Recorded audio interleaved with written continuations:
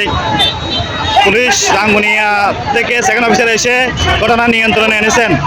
বর্তমানে এখন এখানে ট্রাফিক 7 জন পুলিশ সব আছে, এসআই এখন ঘটনা নিয়ন্ত্রণে যান চলাচল স্বাভাবিক।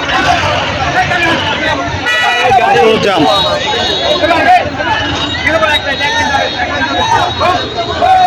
আসসালামু আলাইকুম, আমি ইউসুফ খান, ইয়াজি বাংলা পেজ থেকে, ফেসবুক পেজ থেকে আমি রাঙ্গুনিয়া থেকে লাইভে যুক্ত হলাম। আমাদেরকে দেখানোর চেষ্টা করলাম। প্রায় দীর্ঘ 3 ঘন্টা রানীহাট রাঙামাটি সড়ক অবরোধ ছিল। এখন 3 ঘন্টা পর অবশেষে রাঙ্গুনিয়া থানা থেকে পুলিশ প্রশাসন এসে এখন ঘটনা নিয়ন্ত্রণে এনে একটা সুস্থ বিচারের দাবি জানিয়ে শ্রমিকদেরকে একটা আশ্বাস দিয়েছেন। ইনশাআল্লাহ এখন যান চলাচল স্বাভাবিক হয়েছে। ধন্যবাদ রাঙ্গুনিয়া থানার প্রশাসনকে।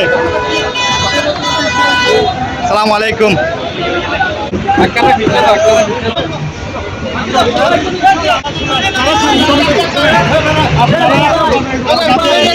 সুযোগ সুবিধা কথা হচ্ছে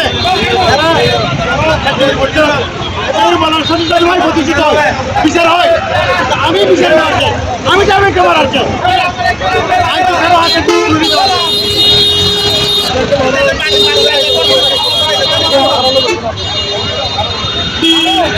দেখছেন।